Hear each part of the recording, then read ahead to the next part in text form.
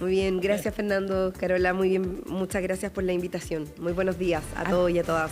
Tenemos tanto tema, diputada. Hay harta cosa. Y usted tiene un rol pasando. Importantísimo porque es presidenta de la Cámara, ¿cierto? Entonces está a cargo... Diputadas y diputados. De diputadas y diputados. Ya aprendiste. Sí, eso muy bien, muy bien. Sí. Nos ha costado ahí que se haga el cambio cultural de entender que somos hombres y mujeres. Fueron tantos años puros hombres que, Ya, bueno, pero ya estamos. Pero por favor, no se le ocurra poner diputades. No, eso no, diputada y diputado, eso ya está cambiado reglamentariamente, así que estamos ok. ¿Ah? A ver, y una de las cosas que va a tener que debatirse a partir del protocolo de acuerdo en la tramitación legislativa es la reforma de pensiones, ¿cierto? Este es un protocolo que se toma arriba, en la Cámara Alta, en el Senado, y que dice que establece que la reforma tiene que estar votada antes de enero para poder seguir avanzando. Y eso va a llegar a la Cámara de Diputados y Diputadas. Y hay quienes están diciendo que este no es un acuerdo vinculante desde la oposición. Por ejemplo, el diputado Andrés Longton dice esta es una decisión que se tomó en el Senado y, digamos, no necesariamente obliga a un resultado en la Cámara de Diputados y Diputadas, y se pregunta más bien en base a qué contenidos vamos a ir avanzando. ¿Qué le parece? Sí. Bueno, yo creo lo primero, Carola, es decir que el tema de la reforma de pensiones es un tema que nos ha tomado tantos años como país. O sea, llevamos 10 años intentando reformas de pensiones. Todos los últimos gobiernos lo han intentado y yo creo que hoy día se está viniendo una oportunidad de establecer, ha sido la voluntad del gobierno, el presidente Gabriel Boric, de establecer un diálogo, de ceder en muchos de los aspectos originales de la reforma, precisamente para buscar un camino que permita lograr el objetivo, que es mejorarle las pensiones a los chilenos y chilenas. O sea, acá estamos frente a una situación que es mucho más compleja y que tiene que ver con que vivimos con pensiones de pobreza. El sistema de pensiones actual evidentemente fracasó, es un sistema que no da cuenta de la realidad actual. O sea, se hablaba de un 70% de tasa de reemplazo y hoy día la tasa de reemplazo no llega al 25% en las pensiones reales y actuales de los chilenos y chilenas. Entonces, estamos hablando de una situación compleja. Frente a eso, nosotros como Cámara actuamos en los plazos que teníamos, generamos una tramitación con dificultades, no fue fácil llegar a ciertos acuerdos para poder tramitar este proyecto de ley. Hoy día está en el Senado. El Senado se ha tomado bastante tiempo, yo creo que de aquí a enero también es un tiempo bastante largo desde el punto de vista de que todos los días cada vez que vamos al territorio nos encontramos con personas que nos dicen, bueno, ¿y cuándo va a subir la PGU? ¿Debió acotarse ese tiempo? Mira, uno siempre hubiese esperado que hubiese sido menos. Sí. Pero la verdad de las cosas es que ha habido tan poca voluntad y hemos visto de sectores políticos, y yo lo lamento porque hay sectores que todos transversalmente en política entendemos que un elemento clave y fundamental de la política es el diálogo. Y fundamental de la política también es la capacidad de ponerse de acuerdo.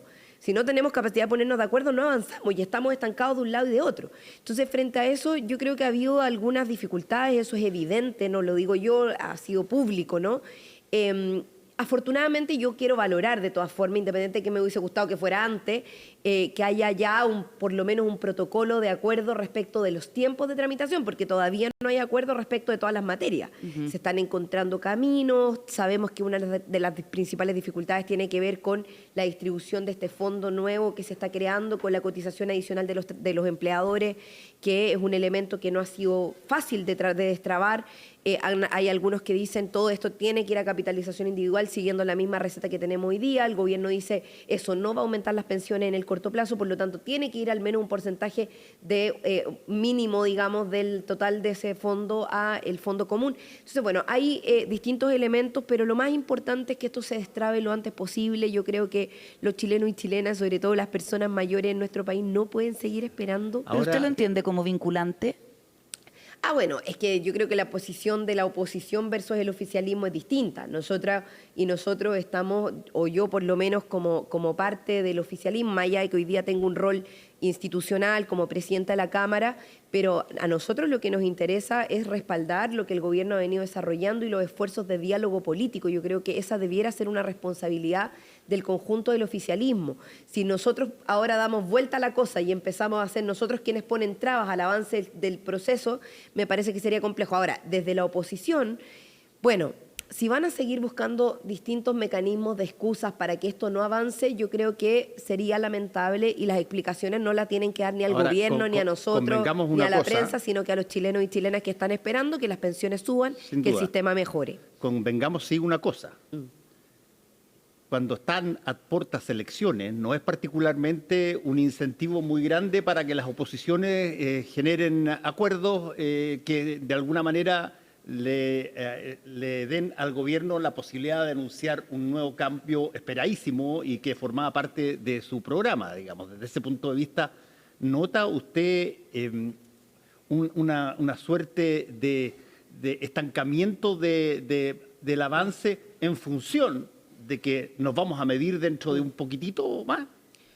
O sea, quiero recordar que la reforma de pensiones lleva, si mal no recuerdo, 23 meses de tramitación. 23 meses de tramitación. O sea, estamos hablando de que esto no partió ahora, Fernando. O sea, no quiero decir, claro, puede ser que el proceso electoral determine algunos aspectos y que haya personas o sectores políticos que estén sacando cálculos que a mí me parecerían súper mezquinos si es que eso fuese así. No quiero hacer presunciones al respecto porque no soy yo la vocera de la oposición y me parece que en ese sentido serán ellos quienes tendrán que decir si efectivamente lo que nos interesa es frenar esto porque estamos en elección y no queremos darle el punto al gobierno o realmente tenemos diferencias de fondo y queremos mejorar el sistema. O sea, yo preferiría y esperaría que desde el punto de vista de la altura de mira, de las necesidades del país, desde la perspectiva de los adultos mayores, de las personas que viven en pobreza, de que es necesario cambiar el sistema, la perspectiva fuera, ¿sabes qué? En realidad queremos hacer un mejor sistema y por eso queremos abrir el diálogo para esto. ¿Carol? Yo lamento que hubiese ese nivel de mezquindad que tú estás presumiendo y esperaría que no sea esa la razón que motive las acciones yo no lo estoy que de alguna u otra manera frenan este proceso. Yo estoy señalando un reality, o sea, una realpolitik en época de elecciones. En época de elecciones no están los incentivos para eventualmente generar acuerdos muy grandes porque justamente se van a ver las fuerzas. Oye, pero una pequeña interrupción, diputada. Sí. Habla el presidente Gabriel Boric a esta hora en esta actividad para reforzar el plan Calle Sin Violencia. Escuchemos y retomamos la conversación con la presidenta de la Cámara de Diputadas y Diputados. Combate la delincuencia y el crimen organizado a la región. Este reforzamiento que hoy inicia constituye de la segunda etapa de una estrategia de 3 fases. Esto es importante porque da cuenta de una organización y gestión y no de improvisación. Y como decía la alcaldesa Leitao, de planes que tienen una perspectiva de efectividad y no efectismo. No son discursos al aire. Estamos actuando y poniendo los recursos donde ponemos las palabras. Este plan destina recursos y personal adicional para lograr un objetivo que es compartido por todas y todos, que es que como país frenemos el avance de la delincuencia, el crimen y la violencia y tengamos la certeza de que todos los habitantes de nuestra patria pueden vivir en paz, más seguros, más protegidos y sin miedo utilizar las calles y los espacios públicos.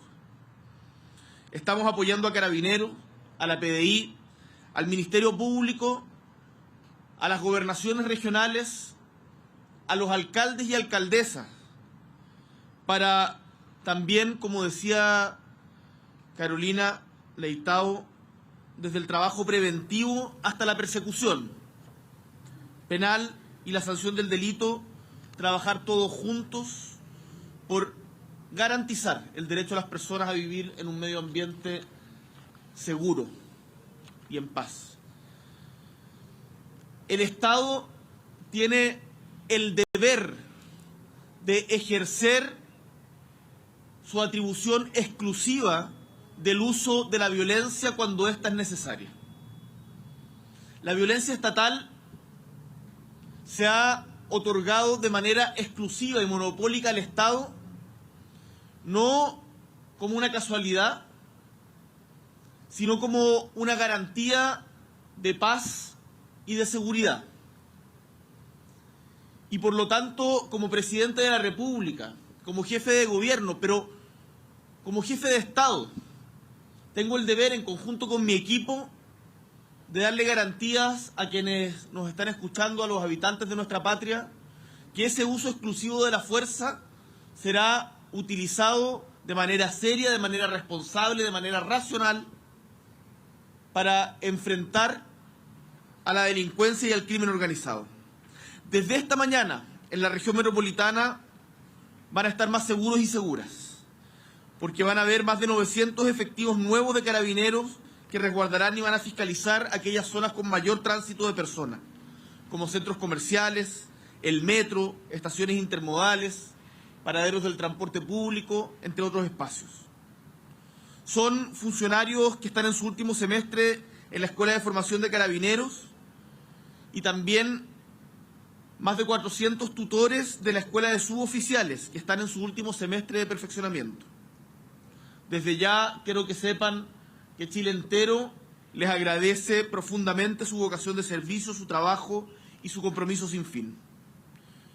Esta segunda fase complementará la labor de los efectivos que fueron reasignados a tareas de patrullaje en nuestras calles desde fines del mes pasado. El presidente Gabriel Boric, entonces, en esta actividad anunciando el reforzamiento con 900 carabineros del Plan Calles sin Violencia en la región metropolitana. Son las 7:46 y en el estudio de CNN Chile Radio, en el Mesón, seguimos conversando con la diputada Carol Cariola, presidenta de la Cámara de Diputadas y Diputados. La agenda de seguridad sigue siendo central en el debate parlamentario, ¿cierto? ¿Qué podemos esperar a propósito de estos que estábamos viendo recién del presidente en ese sentido?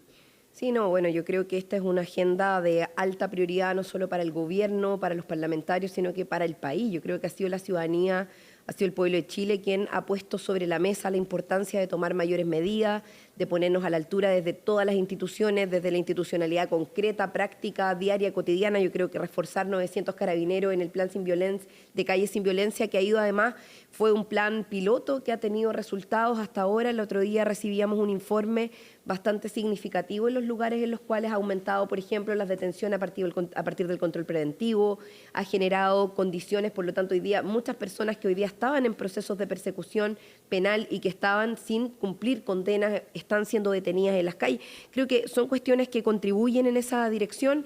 A mí me parece que el presidente de la República lo dice con mucha claridad. El Estado de Chile se apropia y el gobierno de Chile se apropia las necesidades de las personas, y creo que en eso todas las instituciones del Estado tenemos que estar a disposición de ello. Nosotros estamos legislando a toda máquina con nuestras capacidades a full. Digo eso no porque lo estemos haciendo tonta y a loca, ni que no estemos reflexionando, sino que estamos con harta capacidad de trabajo. Nuestras comisiones se están reuniendo varias veces a la semana. De hecho, aumentamos nuestros días de trabajo legislativo en materia de comisiones. Yo misma le pedí personalmente a las comisiones que el día jueves pudieran tener todo el día trabajo de comisiones, aquellas comisiones que tienen más carga legislativa, que son precisamente la Comisión de Seguridad, Constitución, que están viendo temas de seguridad, porque tenemos un fast track legislativo que acordamos, que tiene 32 proyectos de ley, de los cuales al menos nosotros ya hemos despachado 5 que teníamos en la Cámara de Diputadas y Diputados, otros están en el Senado, y bueno, esperamos poder seguir avanzando porque todavía falta la ley de inteligencia económica para perseguir precisamente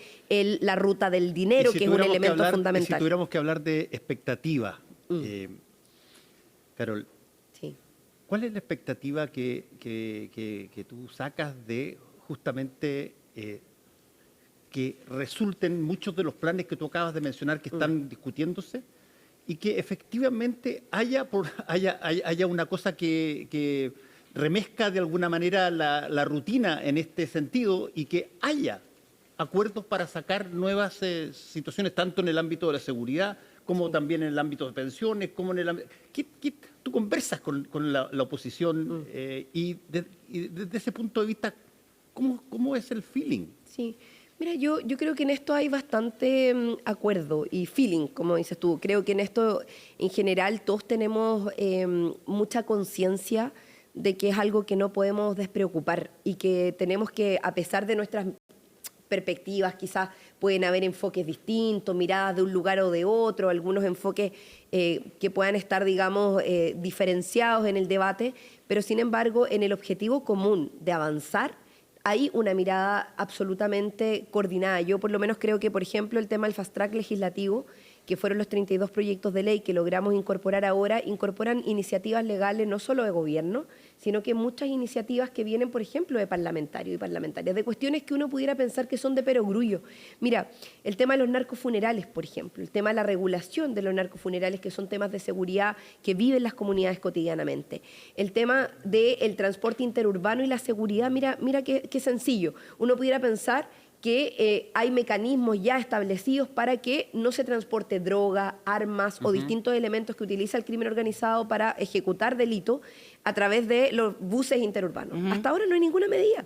nosotros estamos a través de 2 leyes que se están discutiendo, generando condiciones para que primero se genere control de los pasajeros, es decir, que el pasajero tenga que vincular su equipaje a un pasajero. Hoy día no está vinculado, es increíble. Realmente uno dice, bueno, pero ¿cómo algo tan sencillo? Bueno, es increíble, no ocurre y así es como muchas de los Por vincular, dices tú que se haga cargo alguien con nombre y apellido. Exacto, como cuando tú viajas en avión. Sí. A ti te identifican tu equipaje con la persona que es dueña del equipaje. En el bus interurbano, en el transporte interurbano, en los buses comunes y corrientes, eso no ocurre. Entonces tú metes tu bolso y te subes, y muchas veces ocurre que, claro, Carabineros hace procedimiento, encuentra armas de fuego, drogas, dinero, bolsos. Y nadie sabe. ¿Quién es el dueño? Diputada. Nadie sabe. Entonces, lo digo como un ejemplo nomás, pero hay varias de estas medidas, además de la ley de inteligencia, obviamente, que es una ley que es muy compleja, muy robusta, que se está discutiendo y que está avanzando, además de la inteligencia financiera que está en el Senado, son algunas de las medidas que se están avanzando y yo creo que hay bastante acuerdo en que tenemos que seguir trabajando en esa dirección. Estamos conversando con la diputada Carol Cariola, que es presidenta de la Cámara de Diputadas y Diputados. Usted fue bien crítica a propósito de políticas públicas del alza de las cuentas de la luz que se verificó, ¿cierto? Y luego viene esta crisis con el temporal y los cortes de luz que tienen al gobierno en proceso de caducidad de la concesión de la empresa de capitales italianos en él. Esto también ha abierto un debate sobre la conveniencia de que el Estado chileno tenga un rol más importante en la distribución eléctrica específicamente, aunque la discusión se puede abrir a distintos ámbitos. El ministro Pardow cree que los ciudadanos podrían estar más protegidos. ¿Cuál es su postura respecto de esto? Sí, bueno, yo fui bien crítica de varias cosas, ¿no? Porque creo que acá hay un debate que es bien de fondo y que tiene que ver con cómo hemos ido cambiando el sistema en materia de electricidad, en temas de generación de energía. En Chile generamos una ley de cambio de la estructura del sistema de generación energética que amplificó las opciones. Es decir, nosotros antes teníamos 3 o 4 empresas que se hacían cargo de toda la generación de energía y hoy día son muchísimas más porque diversificamos el sistema y además incorporamos las energías renovables para buscar caminos hacia la descontaminación, etcétera. Todo eso ha sido muy positivo y yo creo que es saludable, pero lo que nos llama la atención, y ahí es donde hemos puesto la crítica, es que esto no se ha visto reflejado en el servicio hacia la comunidad y en la reducción de los valores. Se supone que si tú diversificas y amplías la oferta, bajan los precios. Y eso, efectivamente, si tú miras la curva de valor de generación energética en nuestro país, baja el valor de la energía en general. Sin embargo, eso no se vio reflejado en las cuentas de la luz de las personas. Y además de esto, porque los procesos de la energía en general no solo tiene que ver con la generación, que es una parte, también está la distribución, que es donde estamos teniendo problemas y por eso es que ha quedado como a la vista el problema del sistema en general, porque partimos con lo de las cuentas de la luz a partir de la generadora y los conflictos que tenemos ahí, donde nosotros hemos propuesto la renegociación de contratos. De hecho, esta semana vamos a presentar un informe que solicitamos a la biblioteca de la Cámara de Diputadas, o sea, del Congreso Nacional, que da cuenta de que hay varios países, entre ellos Colombia y Francia, por ejemplo, que han tenido procesos de renegociación de contrato con las eléctricas que han sido sumamente significativos en las condiciones de valor de la energía para la gente. ¿Con cable abierto fuera o con cable adentro? ¿Cómo con cable abierto? ¿Para qué te refieres? ¿Con tendido aéreo o soterrado? Soterrado. Bueno, ahí hay una cosa que está pendiente hace mucho tiempo. Lo que pasa es que esto tiene que ver con las generadoras. Eso tiene que, lo que tú mencionas, tiene que ver con la distribución, que es otra patita, que en el fondo es lo que sí hoy día está abordando el ministro Pardow cuando él dice necesitamos hacernos cargo por parte del Estado, donde puede ser con cable abierto, uno siempre esperaría que los cables fueran, como dices tú, subterráneos. Eso somos resilientes, pero en Europa pero se iba avanzando, pero eso ya es otra línea, digamos, que es más avanzada todavía y que me parece interesante. Ya, pero eso en generación de electricidad. Hablemos de la distribución. ¿Usted está por estatizar la distribución? A ver, yo creo que nosotros tenemos que buscar todos los caminos que nos permitan mejorar las condiciones de servicio. Lo que ha pasado en estos días es inaceptable. Y yo creo que en eso las empresas claramente, y lo han dicho las personas, los representantes del gobierno, la ciudadanía, las distintas organizaciones de usuarios, en fin, la superintendencia, que ha sido muy clara en decir acá se ha fallado, se ha incumplido con la ley, porque pareciera ser que las distribuidoras tienen mayor interés en pagar las deudas que en pagar las multas. invertir, en pagar las multas, perdón, que invertir en los procesos de reposición Pero específicamente, adecuados cuando se dan situaciones de crisis como esta. Entonces, ¿el Estado tiene que entrar en yo la creo que distribución sin eléctrica? duda el Estado tiene que jugar un rol más activo. Hoy día el Estado regula, el Estado tiene un rol muy activo en los procesos de regulación y por eso es que se han generado estos procesos de caducidad que ha sido como las medidas más extremas, ¿cierto? Cuando finalmente, porque si yo a ti te cobro la multa y tú no tomas medidas para poder generar un cambio en el modelo que hoy día se está generando, evidentemente Hay un lo que problema en la queda, hay un regulación. problema en la regulación y lo que queda es tomar las medidas más extremas, por decirlo de alguna manera. Y en ese sentido yo valoro la propuesta del ministro, creo que hay que seguirla desarrollando y madurando, no creo que esto pase por desechar completamente el sistema privado, yo creo que en Chile todo lo que se ha ido constituyendo en una asociación público-privada también ha constituido éxitos en algunas cosas. En este caso no se trata de hacer una transición de un día para otro. Yo creo que es importante, y el propio ministro lo dijo, analizar bien esta propuesta. Tenemos experiencias como las que tenemos en ENAP respecto del rol de una empresa estatal que complementa estos procedimientos.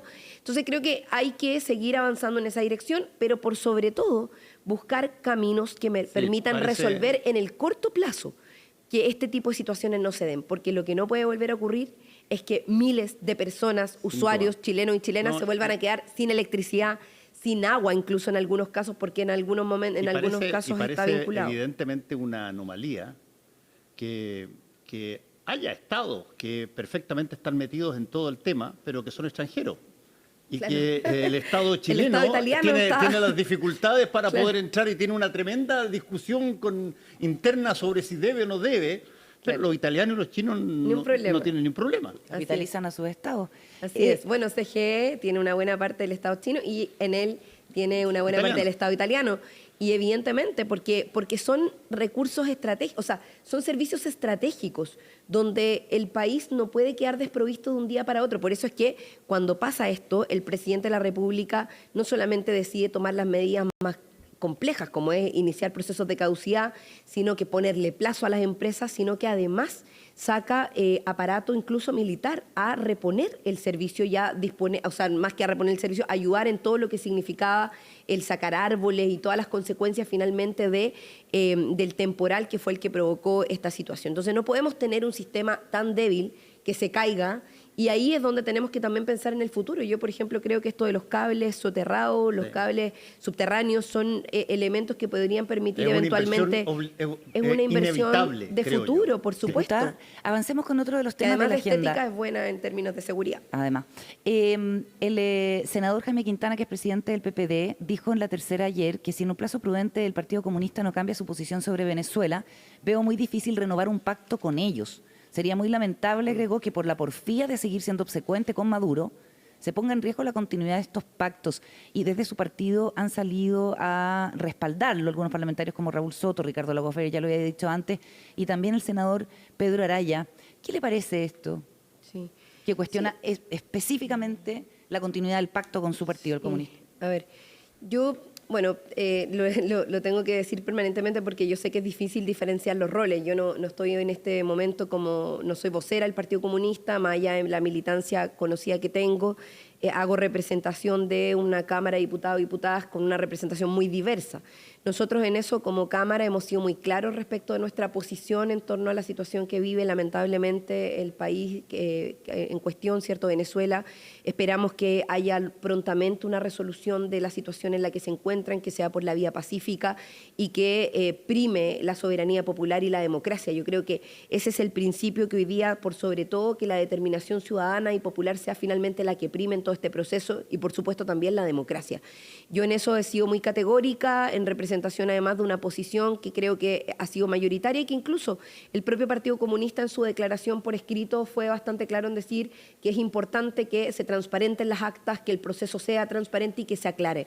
Independiente de que en esto ha habido posiciones o matices particulares de distintas personas, ¿no?, que han expresado quizá algunas otras posiciones, y me parece que en ese sentido es compleja la posición que pone sobre la mesa otro presidente de partido, que abre un debate que tiene que ver con una política de alianza, no solamente de presente, sino que también de futuro.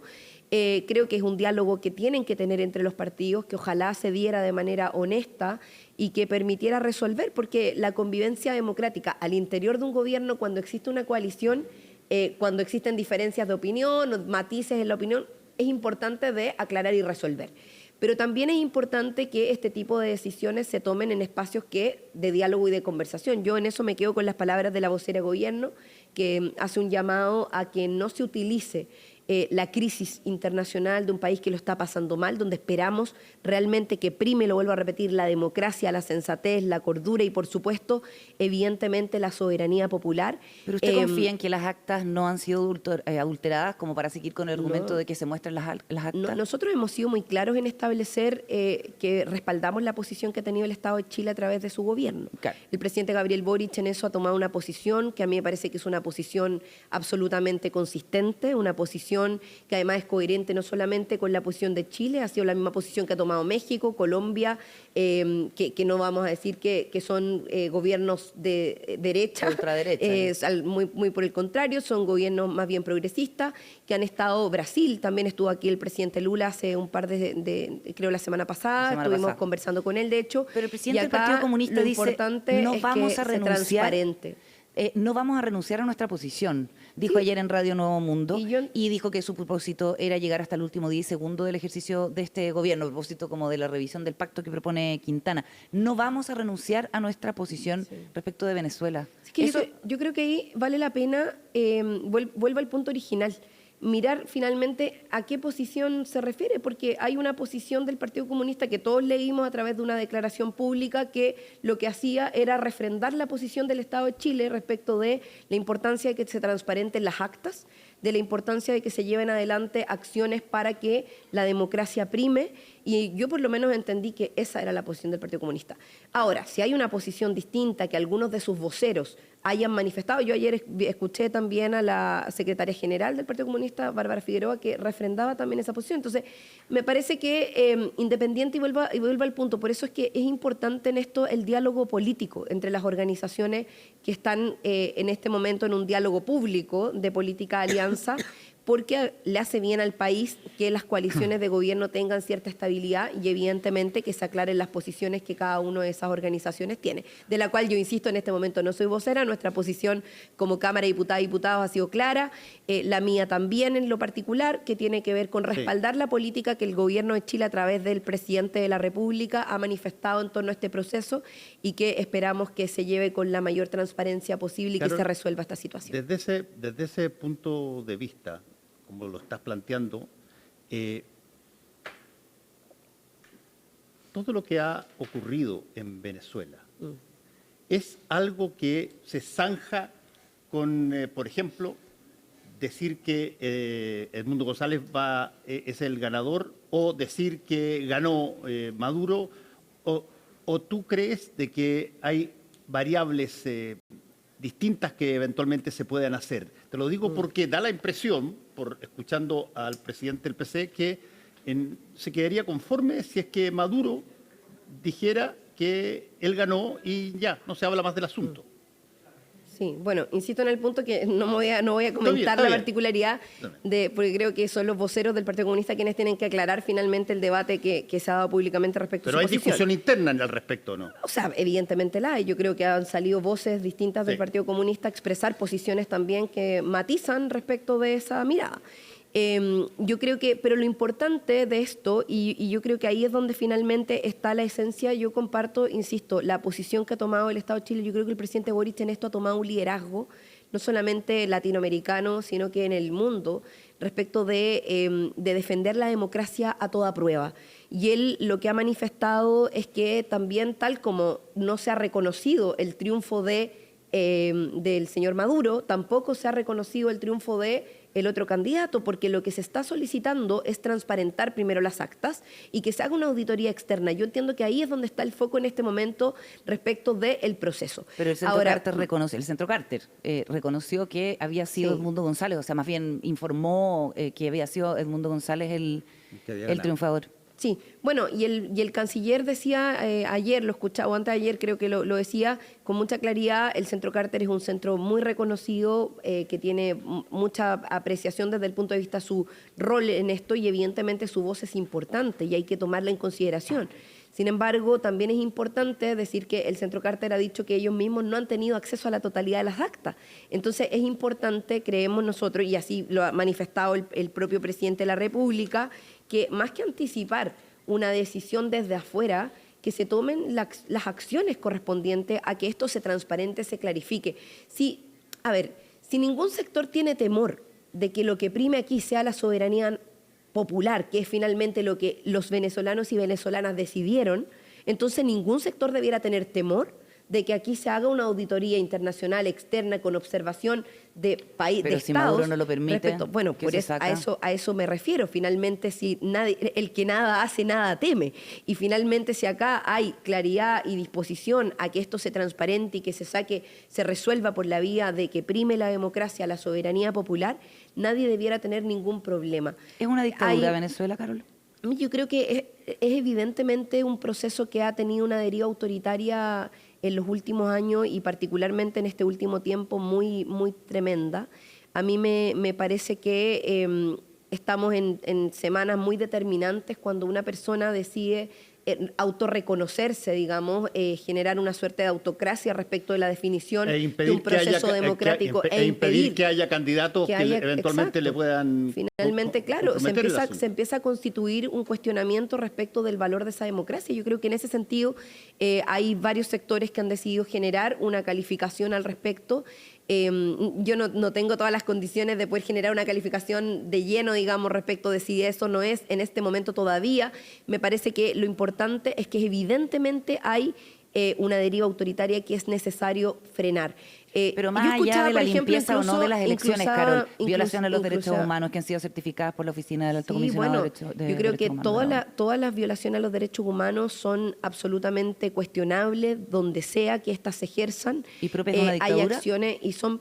Bueno, en general, Carola, todos los estados violan los derechos humanos, independiente, incluso estados democráticos. O sea, para que digo, el Estado en sí mismo es una entidad donde no hay ningún Estado en el mundo que tenga guante blanco respecto de los derechos humanos propiamente tal. La persecución de opositores políticos. Pero eso es distinto. Yo creo que cuando existe falta de libertad respecto de la libertad de pensamiento, cuando no existe posibilidades de ejercer libremente la diferencia política, cuando hay persecución, evidentemente se empieza a constituir una cuestión que es evidentemente muy compleja. En Chile lo vivimos, la dictadura militar en nuestro país fue especialmente dirigida, digamos, a la persecución de la diferencia política y yo creo que ahí es donde uno tiene que poner y levantar las alertas. Hoy día hay alertas que se están levantando en el mundo respecto a esta situación, yo creo que es necesario mirarlas. Sí. Y que si esto finalmente, los mismos organismos internacionales, que son los que les corresponde hacer este tipo de calificaciones,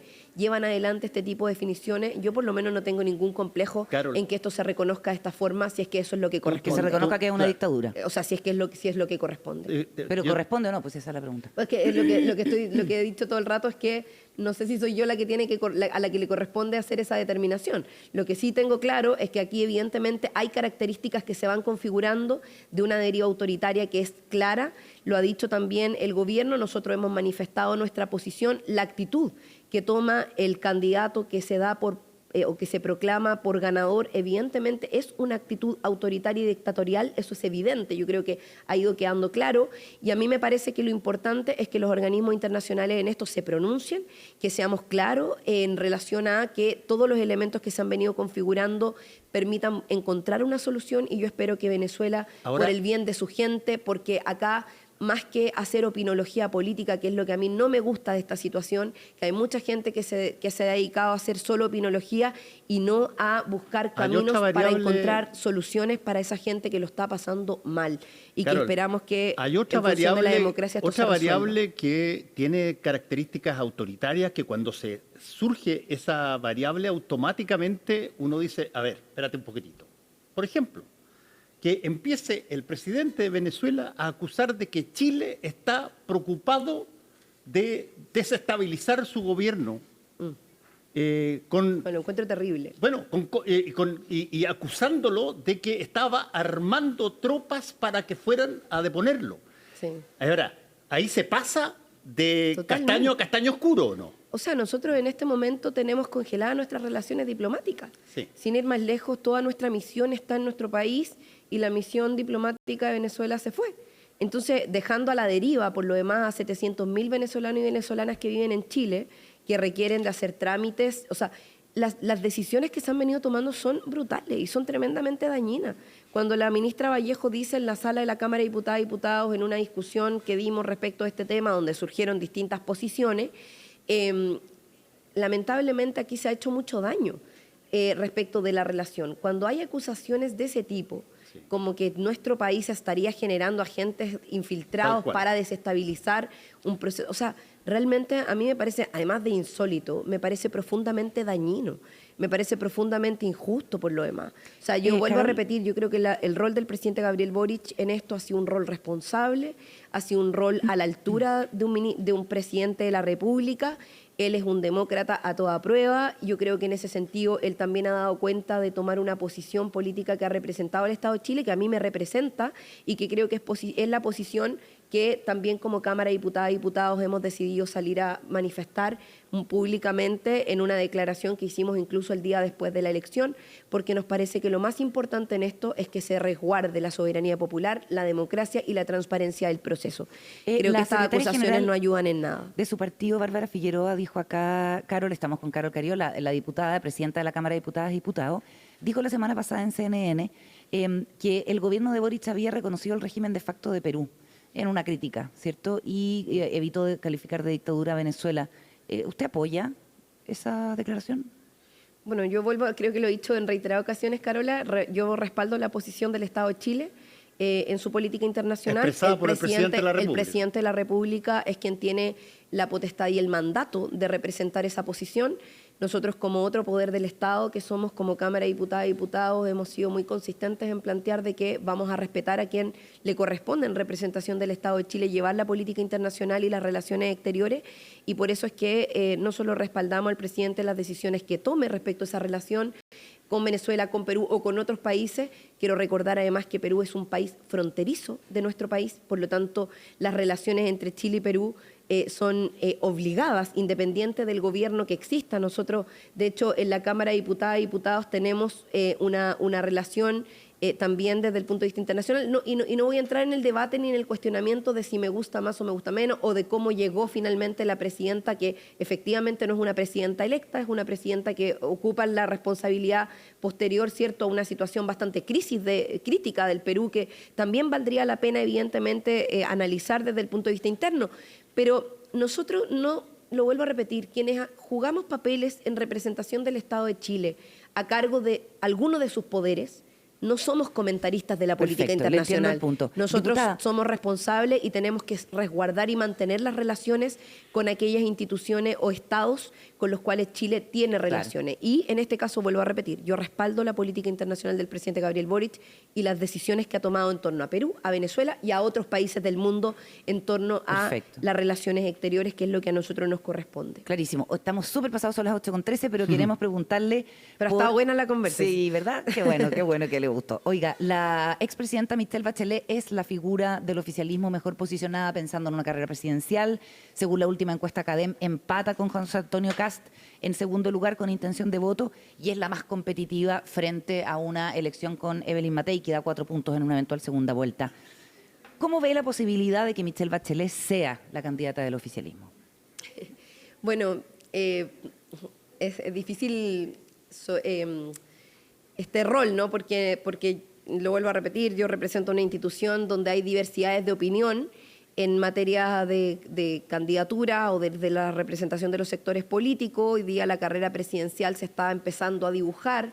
Yo la verdad es que no me voy a pronunciar si debe ser o no debe ser candidata. Creo que esa es una decisión que le corresponde a los partidos políticos tomar. Me parece que es un debate político que evidentemente se tiene que estar dando. Me imagino que los partidos ya están conversando. Se acaba de cerrar un pacto electoral para enfrentar las elecciones municipales.